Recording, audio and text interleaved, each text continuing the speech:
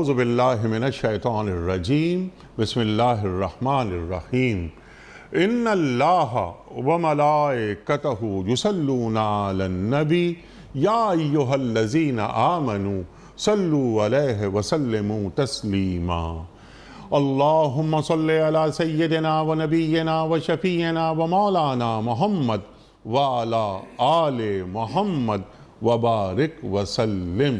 محترم خواتین و حضرات، السلام علیکم۔ جمعہ اور ہفتہ 2 دن سوال و جواب کے لیے ہوتے ہیں پیام صبح میں، آپ اور ہم جانتے ہیں۔ ان 2 دنوں میں ہم کیا کرتے ہیں کہ ان 2 دنوں میں آپ کی جانب سے آئے ہوئے سوالات کو جمع کرتے ہیں اور پیش کرتے ہیں اپنے عہد کے ایک جید مفتی صاحب کی خدمت میں، تاکہ ان سے حاصل کریں اپنے لیے رہنمائی قرآن و سنت کی روشنی میں۔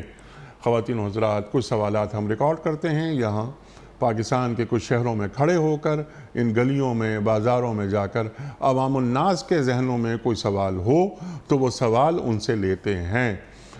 خواتین و حضرات، ہماری خوش قسمتی کہ ہمارے ساتھ تشریف فرما ہیں محترم مفتی منیب الرحمان صاحب۔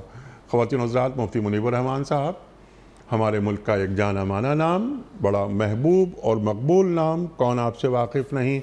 مفتی منیب الرحمان صاحب کو خوش آمدید کہتے ہوئے پروگرام کا آغاز اللہ تعالیٰ کے بابرکت نام سے، سورہ حجرات اور آیت نمبر 15۔ اعوذ باللہ من الشیطان الرجیم، بسم اللہ الرحمن الرحیم۔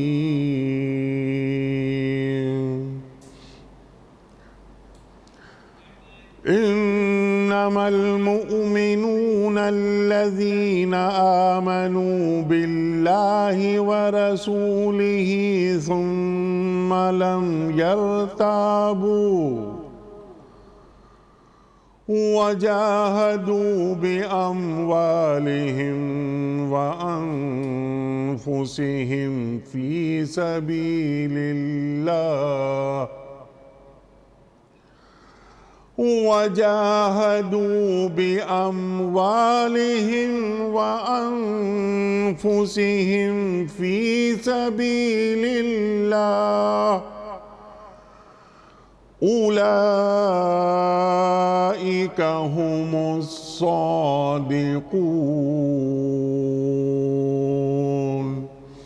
صدق اللہ العظیم۔ حقیقت میں تو مومن وہ ہیں جو اللہ اور اس کے رسول صلی اللہ علیہ وآلہ وسلم پر ایمان لائے، پھر انہوں نے کوئی شک نہیں کیا اور اپنی جانوں اور مالوں سے اللہ کی راہ میں جہاد کیا، وہی سچے لوگ ہیں۔ صدق اللہ العظیم۔ محترم مفتی منیب الرحمان صاحب کی خدمت میں آج کے پروگرام کے حوالے سے پہلا سوال، یہ سوال ہے منور صاحب کا کراچی سے۔ مفتی صاحب، حال ہی میں کراچی میں طوفانی بارشیں ہوئیں اور بعض کے نزدیک 50 سال یا 80 سال یا 100 سال کا ریکارڈ ٹوٹ گیا یا نیا ریکارڈ قائم ہو گیا۔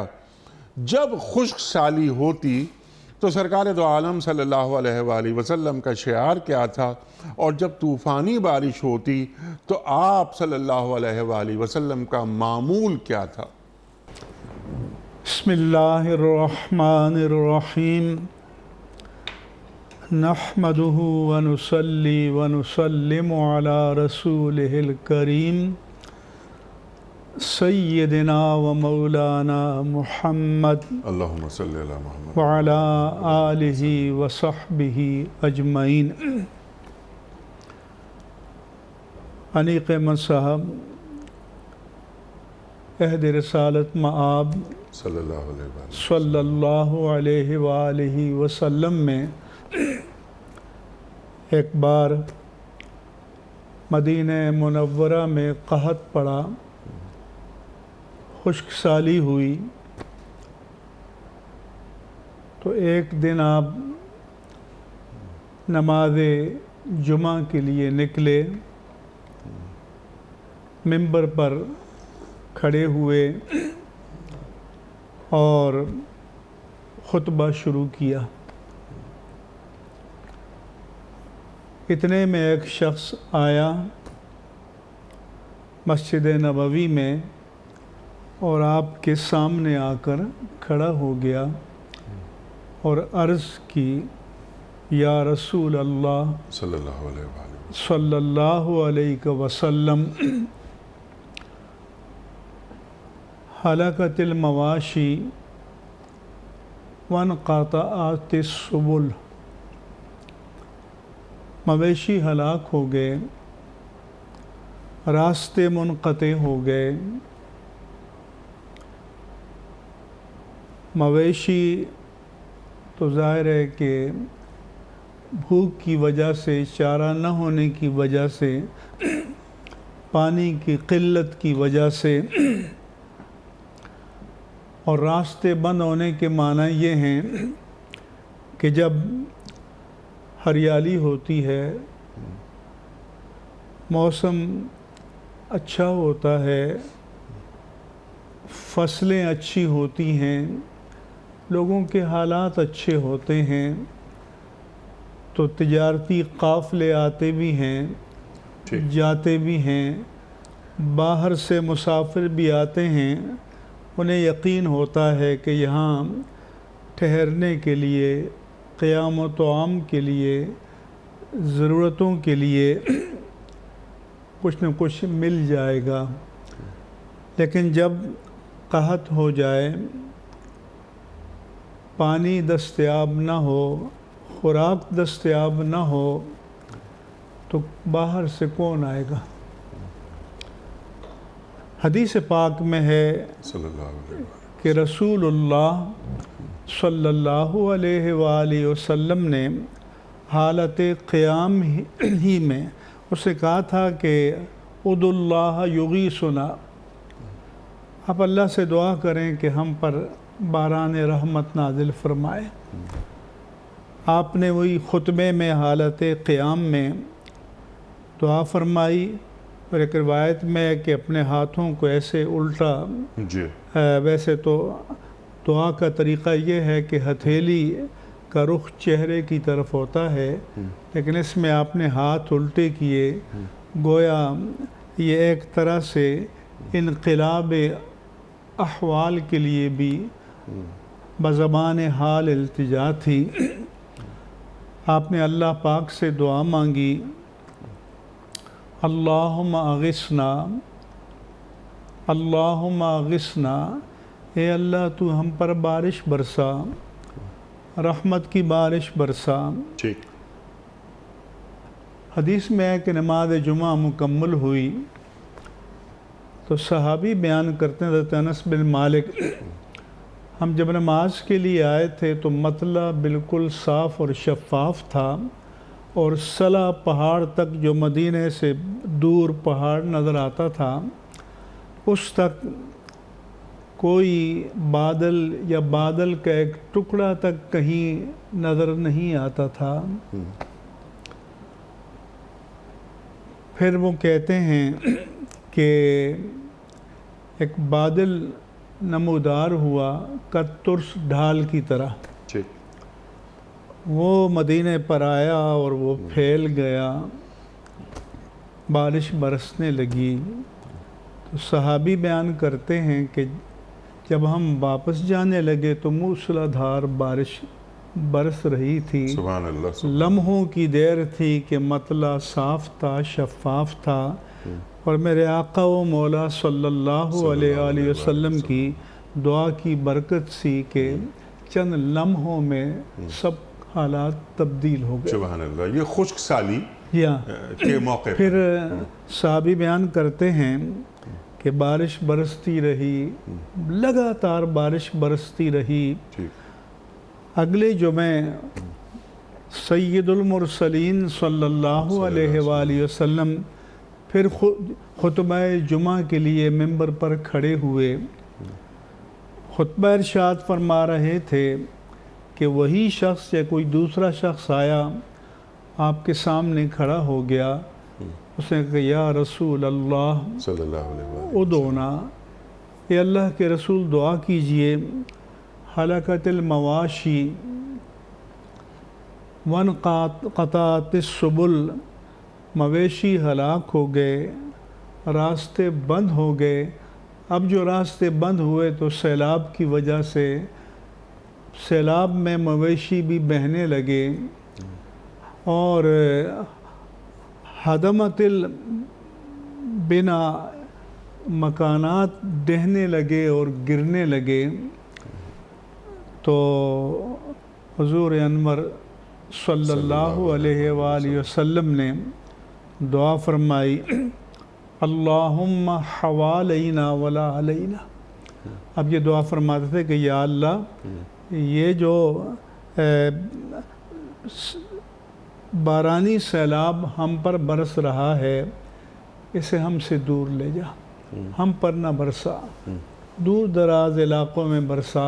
پھر آپ نے دعا فرمایا کہ اللہم علی الاکام، علی الجبال والاکام والزراب والاودیہ ومنابت الشجر، کہ اللہ اس بارش کو دور پہاڑوں پر برسا، ٹیلوں پر برسا، پہاڑوں کے درمیان جو وادیاں ہیں ان میں برسا، اور درختوں کے اگنے کی جگہوں میں برسا، ہمیں اس سے نجات عطا فرما۔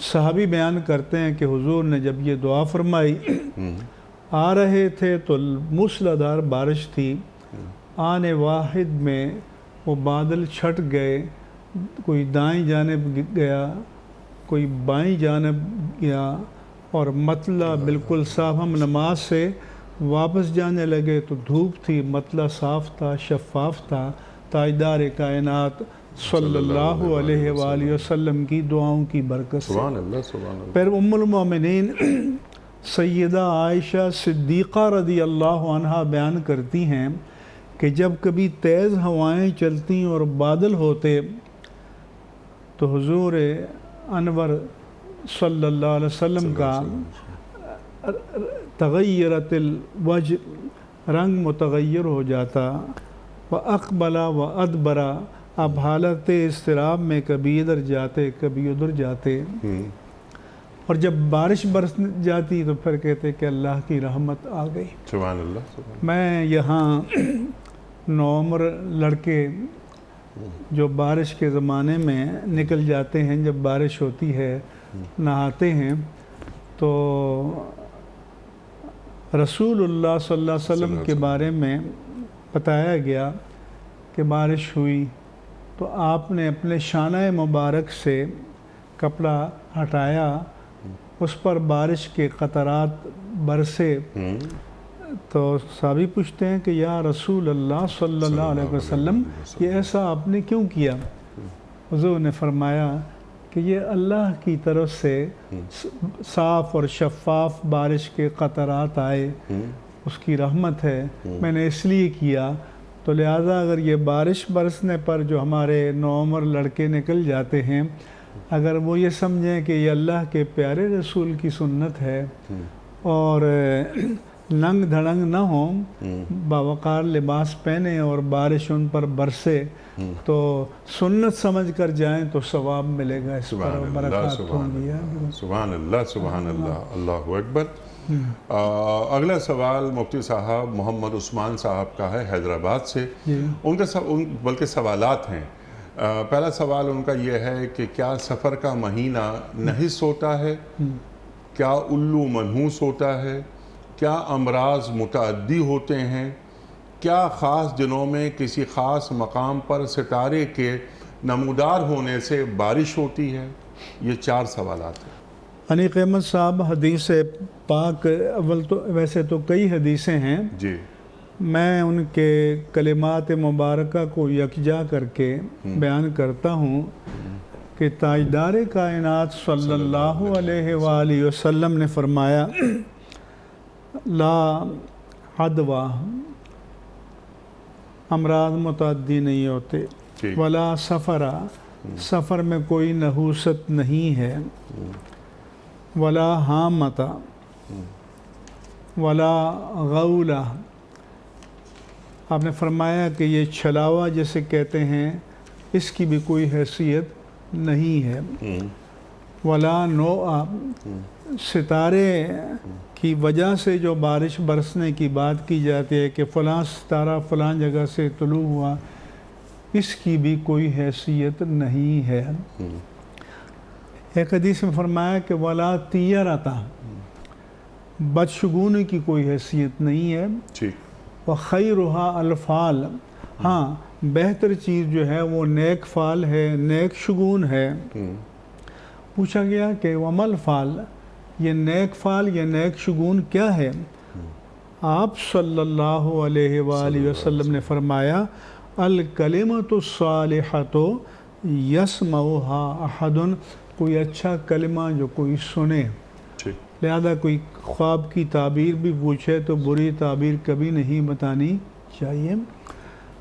صحابی نے پوچھا کہ یا رسول اللہ فما بال الابل فی الرمل کالظبا، یہ جو اونٹ ہیں صحرا میں ہرنوں کی طرح اچھل کود کر رہے ہوتے ہیں، فَيُدْخِلُهَا الْبَعِيرُ الْأَجْرَبُ یا يُخَالِطُهَا الْبَعِيرُ الْأَجْرَبُ، کوئی خارش زدہ اونٹ آ کر ان میں مل جاتا ہے، فَيُجْرِبُهَا، ان کو خارش کی بیماری میں مبتلا کر دیتا ہے۔ تو اس سے گویا اس کا اشارہ تھا کہ مرض تو متعدی ہوا۔ تو حضور نے فرمایا کہ فمن اعد الاول، پہلے کو مرض کہاں سے لگا؟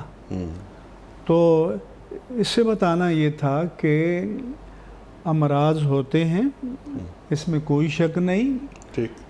جیسے انفیکشس کہتے ہیں انگریزی میں کہ متعدی لوگوں کا، جیسے بھی کرونا وائرس کے حوالے سے، لیکن حضور نے جو فرمایا کہ لا عدویٰ، تو اس کا مطلب یہ ہے کہ کوئی مرض اپنی ذات سے متعدی نہیں ہوتا، یہ اسباب ہیں۔ ہاں جب اللہ کا حکم ہوتا ہے تو اسباب مؤثر ہو جاتے ہیں۔ اگر یہ اپنی ذات سے متعدی ہوتا تو پھر اس کرونا وائرس سے کوئی بھی نہ بچا ہوتا۔ لیکن کچھ مبتلا ہو گئے، کچھ مبتلا ہو کر صحت یاب ہو گئے، کچھ بچے رہے، تو اس کا مطلب یہ ہے کہ اصل ہمیں مؤثر بذات اللہ تعالیٰ کی ذات کو ماننا چاہیے۔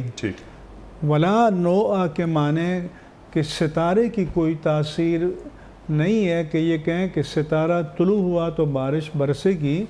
حدیث پاک میں ہے کہ حدیبیہ کی رات سو کر اللہ کے رسول صبح اٹھے، وصلی بنا رسول اللہ صلی اللہ علیہ وسلم بالعصر، کہ حضور نے نماز فجر پڑھائی، ثم انصرف الینا، پھر ہماری طرف متوجہ ہوئے، پھر آپ نے فرمایا کہ اتدرون ماذا قال اللہ، تمہیں پتہ ہے کہ اللہ نے کیا فرمایا؟ صحابہ کا ادب یہ ہوتا تھا کہ وہ عرض کرتے تھے کہ اللہ و رسولہ عالم، اللہ اور اس کا رسول بہتر جانتے ہیں۔ حضور نے فرمایا کہ قال اللہ تعالی، اللہ نے فرمایا ہے کہ اصبح عبادی مؤمن بی و کافر، آج صبح میرے بندے جو اٹھے ہیں ان میں سے کچھ مجھ پر ایمان لانے والے ہیں اور کچھ میرا انکار کرنے والے ہیں۔ پھر آپ صلی اللہ علیہ وسلم نے فرمایا کہ فمن قال مطرنا بفضل اللہ ورحمتہ، تو فذالک مؤمن بی وکافر بالکواکب، اللہ فرماتا ہے کہ جس نے یہ کہا کہ آج کی رات جو بارش برسی ہے یہ اللہ کے فضل اور اس کی رحمت سے برسی ہے، تو وہ اللہ کی قدرت پر ایمان لانے والا ہے اور ستاروں کی تاثیر کا انکار کرنے والا ہے۔ ومن قال مطرنا بنوع کذا و کذا، اور جس نے یہ کہا کہ فلاں ستارہ شمال میں فلاں جگہ طلوع ہوا تھا اس کی وجہ سے بارش ہوئی، تو اللہ فرماتا ہے کہ ہوا مؤمن بالکوکب و کافر بی، وہ ستارے پر ایمان لانے والا ہے اور میرا انکار کرنے والا اللہ ہے۔ اکبر، اللہ اکبر۔ جیسے علامہ اقبال نے کہا ہے کہ ستارہ میری تقدیر کی خبر کیا دے گا، وہ ہے خود فراخ یہ افلاک میں خوار و زموں، ستاروں کی تقدیر میں کوئی تاثیر نہیں ہوتی، وہ تو اللہ کے حکم سے چلتے ہیں۔ اللہ کی قدرت جو ہے وہ ہر چیز میں مؤثر ہوتی ہے، اور اس کا حکم ہوتا ہے تو اسباب مؤثر ہو جاتے ہیں، چیزیں وجود میں آتی ہیں، اس کا حکم نہیں ہوتا تو وجود میں نہیں آتی۔ اور قرآن میں یہ فرمایا کہ جو موسیٰ علیہ السلام کے زمانے کے لوگ تھے، وَإِذَا أَصَابَتْهُمْ حَسَنَةٌ قَالُوا لَنَا هَٰذِهِ، جب کوئی ان کو بھلائی پہنچتی تو کہتے ہیں یہ ہماری وجہ سے ہے۔ وَإِذَا أَصَابَتْهُمْ مُصِیبَةٌ، تو جب ان کو کوئی مصیبت نازل ہوتی، یَطَّیَّرُوا بِمُوسَىٰ وَمَن مَّعَهُ، کہتے ہیں یہ موسیٰ علیہ السلام اور ان کے ساتھیوں کی وجہ سے مصیبت نازل ہوگی۔ تو اللہ نے فرمایا قَالُوا إِنَّا تَطَيَّرْنَاكُمْ، انہوں نے کہا کہ ہم نے آپ سے بدشگونی لی، لَئِن لَّمْ تَنْتَهُوا لَنَرْجُمَنَّكُمْ وَلَيَمَسَّنَّكُمْ مِنَّا عَذَابٌ أَلِيمٌ، اگر تم باز نہیں آؤ گے تو ہم تمہیں سنگسار کر دیں گے، تمہیں ہم سے تکلیف پہنچے گی۔ قَالُوا طَائِرُكُمْ مَعَكُمْ، نے کہا کہ تمہاری بدشگونی تمہارے ساتھ ہے، تمہاری وجہ سے ہے، نہیں تو بدشگونی نہیں لینی چاہیے اور نیک فعل لینا چاہیے۔ اور حضور اکرم صلی اللہ علیہ وسلم مختلف اوقات میں آپ نے نیک فعل لی۔ سبحان اللہ، سبحان اللہ۔ اب یہاں جو سوال، سمپل سوال، سفر کا مہینہ کیا منحوس ہوتا ہے؟ اس میں کوئی نحوست نہیں ہے۔ کوئی نحوست نہیں۔ کیا الو منحوس ہوتا ہے؟ نہیں، کوئی اس میں کوئی دین سے کوئی تعلق نہیں، کوئی اس بات تعلق کا۔ نہیں ہے۔ ٹھیک ہے مفتی صاحب۔ اچھا، سوال ہے یہ اعجاز حسین حیدری صاحب ہیں بھکر سے، ان کا سوال یہ ہے کہ مفتی صاحب کیا جنت اور جہنم کے بھی درجات ہوتے ہیں؟ جی ہاں، جنت کے بھی درجات ہوتے ہیں، جہنم کے بھی درجات ہوتے ہیں۔ اور جیسے فرمایا کہ ان المنافقین فی الدرک الاسفل من النار، کہ منافق جو ہیں وہ جہنم کے نچلے گڑھے میں ہوں گے یا نچلے درجے میں ہوں گے۔ اسی طرح سے جنت کے بھی طبقات ہیں، جنت کے بھی مدارج ہیں، اور اپنے اپنے اعمال کے اعتبار سے اللہ تعالیٰ ان کو جنت کے ان درجات کو الاٹ فرمائے گا، عطا فرمائے گا۔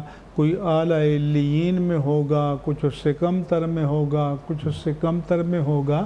تو درجات جنت کے بھی ہیں، درجات جہنم کے بھی ہیں۔ سبحان اللہ۔ اور یہ اعمال ہے بنیاد، اس کی معیار اعمال ہے، جس کے زیادہ اچھے اعمال ہیں تو وہ جنت کے اعلیٰ درجات میں ہوگا۔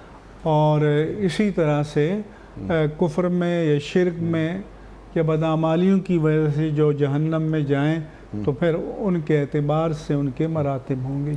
آپ نے بات فرمائی ابھی کفر اور شرک، جی، لیکن جو آپ نے قرآن کریم کی آیت تلاوت فرمائی کہ ان المنافقین فی الدرک الاسفل من النار، تو یہاں یہ منافق جو سب سے نچلے طبقے میں ہیں جہنم کے، نہ یہ مشرک ہیں اور نہ یہ کافر ہیں، لیکن منافق ہیں، تو گویا منافقت جہنم کے سب سے نچلے طبقے میں لے جاتی ہے۔ کیونکہ مشرک یا کافر جو ہے اس کا ظاہر باطن ایک ہوتا ہے، دھوکہ نہیں دیتا، اس کے باطن میں کفر ہوتا ہے، ظاہر ایمان کرتا ہے اور ایک طرح سے دھوکہ دیتا ہے۔ جیسے اللہ نے قرآن میں فرمایا کہ یخادعون اللہ والذین آمنوا وما یخدعون الا انفسهم وما یشعرون، وہ اپنی دانش میں اللہ کو اور مومنوں کو دھوکہ دیتے ہیں، لیکن دراصل وہ خود فریبی میں مبتلا ہیں، انہیں اس بات کا شعور نہیں ہے۔ یخادعون اللہ وهو خادعهم، وہ اپنی سوچ کے مطابق اللہ کو دھوکہ دیتے ہیں اور اللہ ہی ان کو اس دھوکے کی سزا دے گا۔ اللہ اکبر، اللہ اکبر۔ سرکار دو عالم صلی اللہ علیہ وآلہ وسلم سے جب منافق کی نشانیاں معلوم کی گئیں تو آپ نے 4 نشانیاں فرمائیں، اور سوال میرا یہ ہے 4 نشانیاں آپ بیان فرمائیے گا۔ اگر ان 4 میں سے مجھ میں خدا نہ خواستہ 1 نشانی ہے یا 2 نشانیاں ہیں مجھ میں یا 3 ہیں، تو کیا میں گناہ گاروں کی صف میں کھڑا ہو کر جہنم کا مستحق بن رہا ہوں؟ بالکل ایسا ہے، اللہ ہم کو سب کو پناہ عطا فرمائے۔ اور ایک ہے نفاق اعتقادی، وہ یہ ہے کہ اندر کفر ہو اور ظاہر ایمان کرے۔ ایک ہے نفاق عملی، وہ یہ ہے کہ حدیث میں ہے کہ اذا حدث کذب، بات کرے تو جھوٹ بولے۔ اذا اؤتمن خان، جب اس کے پاس امانت رکھی جائے تو خیانت کرے۔ وَإِذَا وَعَدَ أَخْلَفَ، جب وعدہ کرے تو خلاف ورزی کرے۔ اور ایک روایت میں کہ اذا عاہد غدر، جب معاہدہ کرے تو پھر دھوکہ دے۔ تو یہ نفاق عملی کی مثالیں ہیں جو مومن کی شان نہیں ہونی چاہیے۔ تو اللہ تعالیٰ کو نفاق عملی تو بدترین چیز ہے، لیکن نفاق اعتقادی، لیکن نفاق عملی بھی اللہ تعالیٰ کو پسند نہیں ہے۔ مومن تو سچا اور سچا اور کھرا ہونا چاہیے، اس کا ظاہر و باطن ایک ہونا چاہیے۔ سبحان اللہ، سبحان اللہ۔ مسلمان کبھی جھوٹ بول سکتا ہے؟ آپ صلی اللہ علیہ وسلم فرماتے ہیں کہ نہیں، ایک مسلمان کبھی جھوٹ نہیں بول سکتا، امین ہوتا ہے مسلمان، خیانت نہیں کرتا، اللہ اکبر، وعدہ خلافی نہیں کرتا، لڑائی جھگڑا کرتا نہیں ہے۔ اگر خدا نہ خواستہ لڑائی جھگڑا ہو جائے تو گالم گلوچ پہ نہیں آتا۔ اللہ اکبر، اللہ اکبر۔ تو نہ یہ نفاق اعتقادی اور نہ اس لیے فرمایا کہ سباب المؤمن فسق قتال المؤمن کفر، کہ جو کسی مومن کے خون کو حلال جان کر اس کو قتل کرے یا مارے تو یہ کفر ہے، اور جو مومن کو گالی گلوچ کرے تو یہ فسق ہے اور فجور ہے۔ اللہ اکبر، اللہ اکبر، اللہ تعالیٰ کی مکمل نافرمانی ہے۔ اللہ اکبر۔ مفتی صاحب کچھ سوالات ویڈیو کوئسچنز رکھتے ہیں آپ کی خدمت میں، اس کے بعد کچھ سوالات یہاں سے لیں گے۔ پہلا سوال مفتی صاحب کے لیے۔ السلام علیکم مفتی صاحب، ہم اپنے بچوں کی پرورش کس طریقے سے کریں جو وہ بڑے ہو گئے ہمارے فرما بردار بنے؟ کیا اچھا سوال ہے کہ ہم اپنے بچوں کی تربیت کس طرح کریں کہ جب وہ بڑے ہوں تو ہمارے فرما بردار ہوں۔ میرے عزیز، آپ اپنے بچوں کی تربیت اس طرح کریں کہ آپ ان کے سامنے اپنے ماں باپ کی فرما برداری کریں۔ سبحان اللہ۔ آپ ان کے سامنے اپنے بزرگوں کی فرما برداری کریں۔ سبحان اللہ۔ آپ ان کے سامنے اپنے اساتذہ کا احترام کریں۔ آپ میاں بیوی ایک دوسرے کے ساتھ اکرام کا، احترام کا، رواداری کا، برداشت کا اور محبت کا تعلق قائم کریں، اس لیے کہ بچہ نقال ہوتا ہے اور بچے کے لیے پہلا مکتب ماں کی گود ہوتی ہے، گھر کا ماحول ہوتا ہے۔ اگر کوئی بچہ مثلاً کسی نے اپنے گھر میں کوئی بیہودہ بات نہیں سنی، کسی کو گالی دیتے ہوئے نہیں سنا، کسی کو کسی کے ساتھ بلا وجہ الجھتے ہوئے اور جھگڑتے ہوئے نہیں دیکھا، تو پھر اس کی فطرت سلیم نہ رہے گی اور پھر آگے زندگی میں اس کی زبان پر کبھی گالی نہیں آئے گی۔ لیکن اگر اس اپنے گھر میں یہ ماحول دیکھے یا اپنے گھر میں دیکھے کہ ہمارے ماں باپ جب بھی بیٹھتے ہیں تو کسی کی غیبت کر رہے ہوتے ہیں، کسی کا بارے میں بری باتیں کر رہے ہوتے ہیں، تو ظاہر ہے کہ پھر بچہ انہی چیزوں کو اخذ کرے گا، اس کی تربیت اسی ماحول میں ہوگی، اور پھر آگے چل کر اس کا جو آپ کو صلہ ملے گا وہ پھر آپ نے محبت سکھائی ہے تو محبت ملے گی، والدین اور بزرگوں اور اساتذہ کی اطاعت اور فرما برداری اور اکرام و احترام سکھایا ہے تو آپ کو فرما برداری ملے گی، اکرام ملے گا۔ میں نے ایک کہاوت پڑھی تھی کہ ایک صاحبزادے نے دیکھا کہ میرا باپ مجھ پر بوجھ بن گیا ہے، تو اس کو کندھے پہ اٹھایا اور دریا میں لے گیا کہ اس کو لے جا کر دریا میں ڈبو دوں اور جان اس سے چھڑاؤں۔ تو جب ایک مقام تک پہنچا کہ اس کے سینے تک پانی آیا تو اس نے باپ کو وہاں گرانے کا سوچا، تو باپ نے کہا کہ بیٹے اتنی گہرائی میں تو میں نے اپنے باپ کو گرایا تھا، میری سزا یہ ہے کہ اس سے زیادہ گہرائی میں کرو۔ تو اس کہاوت سے یہ سبق دینا مقصود ہے کہ کبھی کبھی ایسا ہوتا ہے کہ ہمارے افعال و اعمال کا صلہ ہمیں اخروی سزا تو ملے گی، دنیا میں بھی مل جاتا ہے۔ اس لیے میں ہمارے اس بھائی نے جو سوال کیا ہے اس کے توسط سے تمام ناظرین سے ہم کہنا چاہیں گے کہ اپنے گھر کا ماحول پاکیزہ بنائیں، دین سے جوڑیں، بچوں کو دین سے جوڑے رکھیں، احترام والا بنائیں، گھر میں کوئی گالی نہ سنیں، کوئی غیبت نہ سنیں، کوئی بد کلامی نہ سنیں، اور گھر میں حرام نہ آئے، گھر میں حرام نہ آئے، ان کا خدا کا خوف سکھائیں۔ آپ نماز پڑھیں جب کہ وہ آپ کو نماز پڑھتا ہوا دیکھیں۔ عام طور پر بچے نقالی کرتے ہیں، تو جن کے ماں باپ نماز پڑھ رہے ہوتے ہیں وہ کھڑے ہو کر ان کے ساتھ وہ بھی رکوع و سجود کر رہے ہوتے ہیں۔ جی بالکل، وہ 1.5-2 سال کا بچہ ہے وہ بھی آ کے کھڑا ہو جاتا ہے، اور وہی بچے تو جن کی مائیں لوری میں درود شریف سناتی ہیں تو ان بچوں کے بگڑنے کا امکان ختم ہو جاتا ہے۔ تو گھر کا ماحول بتا دیتا ہے کہ اس گھر میں دین کو کتنی اہمیت حاصل ہے۔ اللہ اکبر، دین ہے، دینی اقدار ہیں، اخلاقیات ہیں، اللہ تعالیٰ کے احکام کی فرما برداری ہے، رسول اللہ صلی اللہ علیہ وسلم کی فرامین کی فرما برداری ہے۔ جی بالکل، سیرت کے واقعات سنائیں انہیں، صحابہ کے واقعات سنائیں، بیٹیاں ہیں صحابیات کے واقعات سنائیں، تو یہ فرما بردار اولاد تو ایسے نکلتی ہے۔ پھر قرآن کریم کی آیات جو اس حوالے سے ہیں، احادیث مبارکہ ہیں، آیات مبارکہ ہیں، وہ سنائیں۔ اللہ اکبر، اللہ اکبر۔ اگلا سوال مفتی صاحب آپ کی خدمت میں۔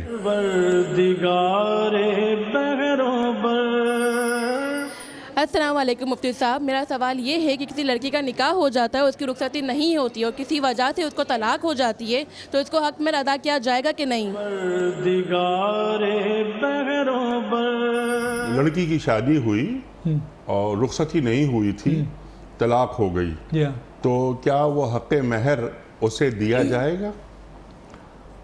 اگر لڑکی کا نکاح ہو جائے اور رخصتی نہ ہو، میاں بیوی میں پرائیویسی یا خلوت صحیحہ قائم نہ ہوئی ہو کہ جہاں ازدواجی تعلقات میں کوئی طبعی رکاوٹ نہ ہو، تو اس صورت میں اگر طلاق دے دیتا ہے تو نصف مہر واجب ہوگا۔ ٹھیک ہے، نصف مہر واجب ہوگا۔ اچھا، اگر مہر جو رکھا گیا ہے اگر پورا دے دے شوہر احسان کی صورت میں، تو یہ بہت اچھی بات ہے کہ پورا مہر دے دے، تبرک کرے، احسان کرے، مہربانی کرے. اچھا یہ احسان اردو والا احسان نہیں ہے، یہ اردو والا احسان نہیں اردو والا نہیں ہے، عربی والا ہے. جی تو ذرا واضح کر دیجئے اس احسان کو.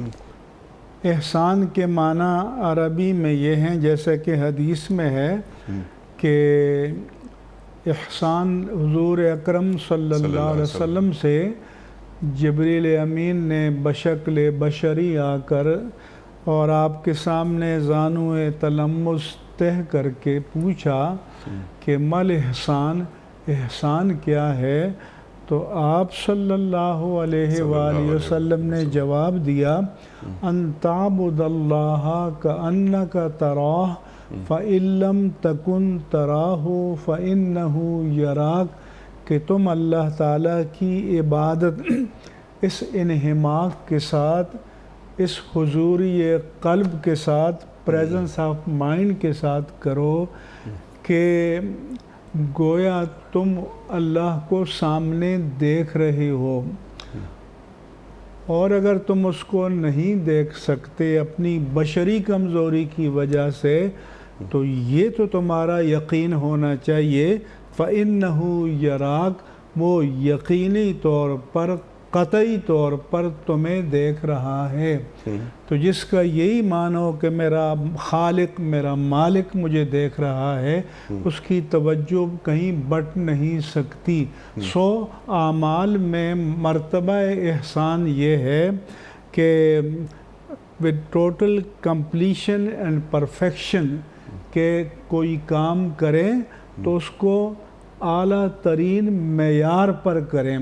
مثال کے طور پر کوئی کسی سے کہے کہ مجھے پانی پلا دو، وہ اس کو گرم پانی لا کے پیش کر دے، یا پانی جس برتن میں لا رہا ہے گلاس میں وہ صاف شفاف نہیں ہے، یا پانی میں کوئی تنکا ہے، تو حکم کی تعمیل تو کی ہے لیکن حکم دینے والا اس سے خوش نہیں ہوگا.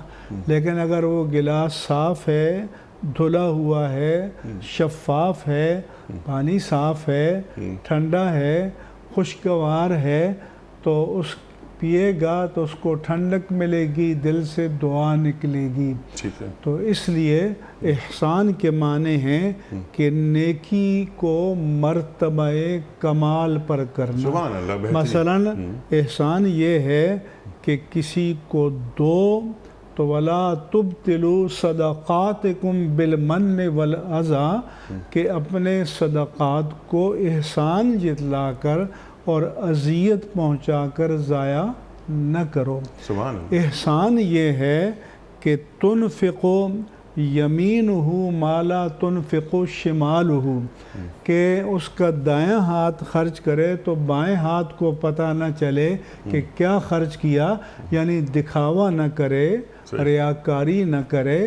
جس کی رضا کے لیے کر رہا ہے وہ تو ہر چیز کو جانتا ہے. یعلم خائنۃ الاعین وما تخفی الصدور، وہ نگاہوں کی خیانت کو بھی جانتا ہے، اور جو باتیں تم اپنے دل میں چھپاتے ہو وہ ان کو بھی جانتا ہے.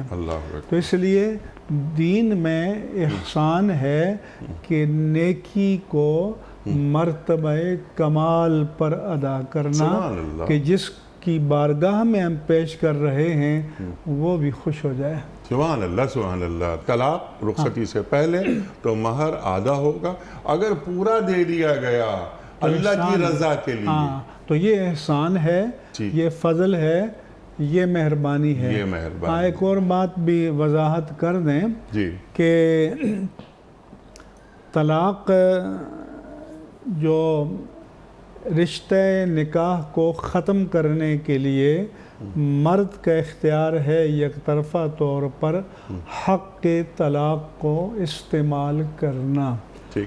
خلا یہ ہے کہ مثلا بیوی اپنی ازدواجی زندگی سے خوش نہیں ہے، شوہر بد اخلاق ہے، بدسلوکی کرتا ہے، یا اور وجوہ ہیں، اور وہ ازدواجی رشتے کو جاری نہیں رکھنا چاہتی اور شوہر طلاق بھی نہیں دینا چاہتا، تو عورت نے جو مہر لیا ہے وہ شوہر کو دے دے اور اس سے کہہ دے کہ مجھے رشتہ نکاح سے آزاد کر دو. اس کو کہتے ہیں خلا، جو مالی بدل میں ہوتا ہے، اور یہ ایک طلاق بائن کے حکم میں ہے. اور طلاق بائن اگر ایک ہی ہے تو اس کے بعد عقد ثانی ہو سکتا ہے نئے مہر کے ساتھ. پہلا مہر تو اس پر لازم ہو چکا ادا کرنا ہے. ٹھیک ہے، سبحان اللہ. اب مزید واضح کر دیا آپ نے یہ بات. اللہ اکبر. مزید کچھ سوالات رکھتے ہیں آپ کی خدمت میں. اگلا سوال مفتی صاحب کے لیے. السلام علیکم مفتی صاحب، میرا آپ سے سوال یہ ہے کہ اگر کسی کی نماز قضا ہو جائے تو کیا وہ فرض نماز کے بعد نفل کی بجائے قضا نمازیں پڑھ سکتا ہے، قضا عمری پڑھ سکتا ہے یا نہیں؟ نماز قضا ہو گئی ان کی، اب تو انہوں نے فرض نماز پڑھی امام صاحب کے پیچھے جماعت کے ساتھ، تو وہ جو قضا نماز رہ گئی تھی پہلے کبھی، تو نوافل کی جگہ کیا وہ جو قضا نمازیں تھیں وہ ادا کی جا سکتی ہیں؟ بالکل.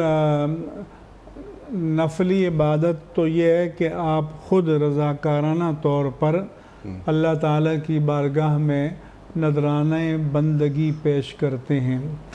لیکن فرض نماز تو اللہ کا قرض ہے. مثال کے طور پر ایک آدمی نے کسی کا 10,000 روپے قرض دینا ہے اور وہ 10,000 روپے فقیروں میں بانٹ دیتا ہے، تو فقیروں میں بانٹنے کا ثواب تو اس کو ملے گا، لیکن قرض کی ادائیگی سے بری ذمہ نہیں ہوگا. لہذا قرض کی ادائیگی کو مقدم رکھنا چاہیے، فرض کی ادائیگی کو مقدم رکھنا چاہیے. اور جن کے ذمے بالغ ہونے کے بعد اتنی نمازیں قضا ہیں کہ گنتی ہی نہیں ہے، تو انہیں تو ہر نماز کے ساتھ کچھ قضا نمازیں اللہ توفیق دے تو پڑھنی چاہیے. اس لیے ہم بتایا کرتے ہیں کہ صبح صادق سے فجر کے فرائض تک 2 سنتوں کے علاوہ کوئی نفلی عبادت نہیں، اور فرض کے بعد طلوع آفتاب تک کوئی نفلی عبادت نہیں. نفل ممنوع ہے، مگر ان اوقات میں بھی کوئی فرض نماز ادا کرنا چاہے تو وہ کر سکتا ہے. عصر کے بعد غروب آفتاب تک کوئی نفل پڑھنے نہیں ہے، ممنوع ہے، لیکن اس وقت بھی اگر قضا فرض پڑھنا چاہے تو وہ پڑھے اور پڑھ سکتا ہے. سبحان اللہ. قضا فرض اور وطر بھی. ٹھیک ہے جی اور وطر بھی. ایک سوال یہاں سے لے لیتے ہیں. ریاض الدین صاحب کا سوال ہے. ان کا مسئلہ کچھ یہ ہے کہ وہ ان کا تعلق ایک مالی طور پہ مستحکم خاندان سے ہے، اور ان کے والدین بھی بڑے معاشی طور پہ خود کفیل ہیں.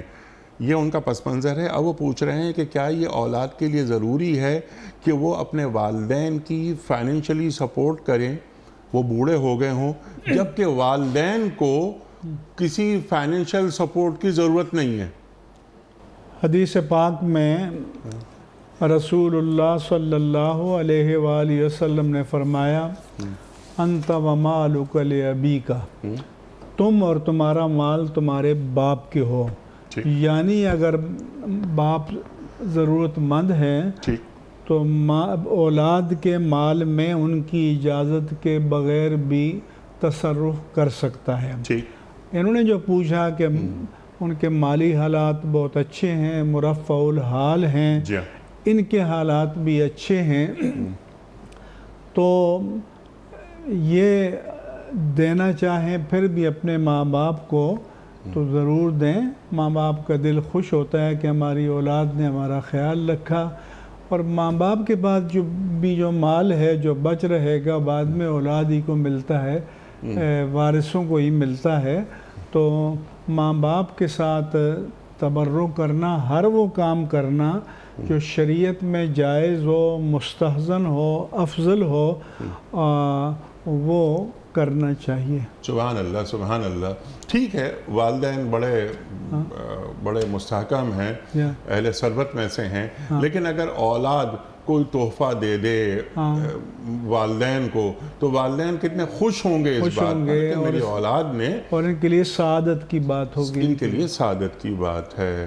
تو والدین کو ہمیشہ ترجیحات میں رکھنا چاہیے، ان کی خدمت کرتے رہنا چاہیے، جسمانی خدمت بھی کریں جب وہ عمر کے اس حصے کو پہنچ جائیں کہ انہیں جسمانی خدمت کی ضرورت ہے تو جسمانی خدمت بھی کریں، جانی خدمت بھی کریں، مالی خدمت بھی کریں، یہ سعادت کی بات ہے۔ سبحان اللہ سبحان اللہ، اور ان کے لیے دعائیں کرتے رہیں۔ آج کے پروگرام کا آخری سوال مفتی صاحب کی خدمت میں، جناب والا۔ السلام علیکم مفتی صاحب، کیا کسی کو بد دعا دی جا سکتی ہے؟ اگر بد دعا لگ جائے تو پھر اس کا گناہ کس کو ملے گا؟ کہ کیا کسی کو بد دعا دی جا سکتی ہے، اور اگر بد دعا لگ جائے تو اس کا گناہ کس کو ملے گا؟ اگر کسی سے بہت اذیت پہنچ رہی ہے، آزار پہنچ رہی ہے، تو بعض اوقات لوگ تنگ ہو کر بد دعا بھی کرتے ہیں، لیکن اگر اس کے لیے ہدایت کی دعا کریں، توفیق خیر کی دعا کریں تو یہ بہتر ہے۔ البتہ ماں باپ کو رسول اللہ صلی اللہ علیہ وآلہ وسلم نے اولاد کے لیے بد دعا کرنے سے منع کیا کہ لا تدع الوالد علی ولدہ، کہ والد اپنی اولاد کے لیے بد دعا نہ کرے، کیا پتہ کوئی قبولیت کا لمحہ ہو اور اولاد کو تکلیف پہنچے تو پھر اس تکلیف کو ماں باپ ہی محسوس کرتے ہیں، تو ماں باپ کو تو بد دعا کرنے سے منع کیا گیا ہے۔ اور ہمارے آقا و مولا سید المرسلین خاتم النبیین صلی اللہ علیہ وآلہ وسلم کی سنت جلیلہ یہ ہے کہ طائف کی بستی میں جنہوں نے آپ پر پتھر برسائے تھے، لہو لہان کیا تھا، ان کے لیے بھی آپ نے فرمایا تھا کہ جب اللہم اہد قومی فإنہم لا یعلمون، اے اللہ میری قوم کو ہدایت دے کیونکہ یہ میرے مقام کو جانتے نہیں ہیں۔ تو افضل تو یہ ہے کہ ہر ایک کے لیے توفیق خیر کی دعا مانگنی چاہیے، ہدایت کی دعا مانگنی چاہیے، لیکن اگر کوئی اتنا ظالم ہے تو اس کے لیے کوئی بد دعا کرتا ہے تو اس صورت میں تو بد دعا کرنے والا گناہگار نہیں ہوگا۔ ٹھیک ہے، کیا ظالم حکمرانوں کے لیے بد دعا کی جا سکتی ہے؟ اللہ تعالیٰ نے قرآن مجید میں فرمایا کہ لا يحب اللہ الجہر بالسوء من القول الا من ظلم۔ اللہ تعالیٰ علانیہ کسی کی برائی بیان کرنے کو پسند نہیں فرماتا، مگر مظلوم کو یہ حق ہے کہ وہ فریاد کرے، اور مظلوم کبھی فریاد کرتا ہی ہے، کیونکہ حدیث میں ہے کہ اتق دعوت المظلوم فإنہ لا حجاب بینہ وبین اللہ، مظلوم کی بد دعا سے بچو کیونکہ اس کے اور اللہ کے درمیان کوئی حجاب نہیں ہے۔ تو ظالم حکمران کی بھی ہدایت کے لیے دعا مانگیں، لیکن اگر وہ بہت ہی جابر و ظالم ہے، اذیت پہنچاتا ہے، تو اس حدیث سے معلوم ہوتا ہے کہ بد دعا کی گنجائش ہے، اس لیے ظالموں کو اللہ کے رسول نے ڈرایا ہے کہ اتق دعوت المظلوم، مظلوم کی بد دعا سے بچو۔ سبحان اللہ سبحان اللہ۔ مفتی صاحب میں آپ کا بڑا شکر گزار، آپ تشریف لائے، اور ہمیشہ کی طرح آج بھی ہم نے آپ سے بہت سیکھا۔ خواتین و حضرات، جمعہ اور ہفتہ 2 دن سوال و جواب کے لیے ہم نے مخصوص کر رکھے ہیں۔ آپ کے سوالات ہوتے ہیں اور اپنے عہد کے ایک جید مفتی صاحب کے قرآن و سنت کی روشنی میں جوابات، کوئی ذہن میں کنفیوژن باقی نہ رہے، ابہام باقی نہ رہے، خاص طور پر ہمارے نوجوانوں کے ذہنوں میں۔ یہ ہے محرک، بنیادی مقصد ان 2 دنوں میں سوال و جواب کے پروگرام کرنے کا مقصد یہ ہے۔ میں ایک بار پھر مفتی منیب الرحمان صاحب کا شکر گزار۔ وقت یہاں مکمل ہوا ہمارے آج کے پروگرام کا۔ آپ اور ہم جانتے ہیں کہ پیام صبح کا اختتام ہوتا ہے روزانہ ایک قول پر، اور وہ قول ہوتا ہے صاحب نہج البلاغہ امیر المومنین حضرت علی مرتضیٰ کرم اللہ وجہہ کا۔ آپ فرماتے ہیں اللہ اکبر کہ جو شخص پاک دامن عورت پر تہمت لگاتا ہے اسے سلام مت کرو۔ جو شخص پاک دامن عورت پر تہمت لگاتا ہے اسے سلام مت کرو۔ اللہ اکبر۔ اپنے میزبان انیق احمد کو کل تک کے لیے اجازت۔ خدا حافظ۔